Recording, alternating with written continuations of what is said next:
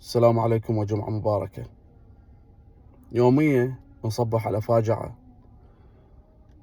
قصف على قاعدات الجيش العراقي والحشد الشعبي والداخلية والاستخبارات والضباط وإلى آخره. اللهم يرحم الشهداء.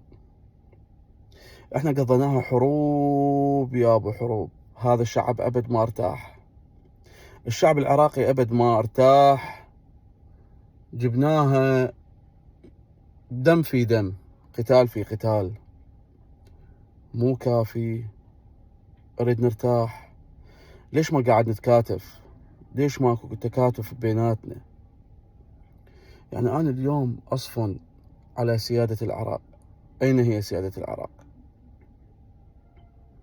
يعني مجرد أنه أنتو همكم وتفكيركم كراسيكم وراحة بالكم وأملاككم وحصانتكم،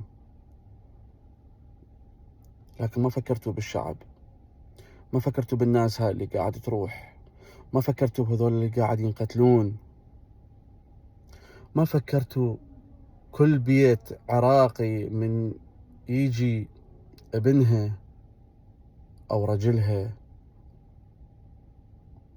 أو أخوها مستشهد، هذا اللي بدون راس وبدون رجل، جثث، شي يصير بيهم؟ أطفالهم شي يصير بيهم؟ رح نظل إحنا بهاي الفواجع؟ رح نظل يومية نسمع بفاجعة 35 واحد مات، 40 واحد مات، 50 واحد مات. آخر شي رح يصير عندنا الموت عادي، يموتون 100، يموتون 1000 عادي. وصافن على دول المجاورة للعراق، دول الإسلامية، ايش عجب ساكتين؟ لو همكم بس مصالحكم انتو هم. اما احنا كحكومة نتمنى من جنابكم المحترم، شوفوا اللي قاعد يصير بالبلد، شوفوا اللي قاعد يصير بالبلد. ما لهم ذنب هذول اللي قاعد يموتون، وما لهم ذنب هذول اللي قاعد يروحون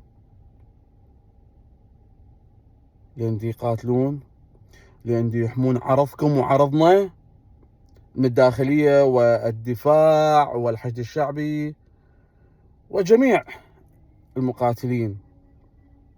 لو ما انتو احنا ما نطلع بالشارع ولا نمشي. الله يرحمهم والفاتحة على أرواحهم. بس ما نقدر نقول غير لا حياة لمن تنادي.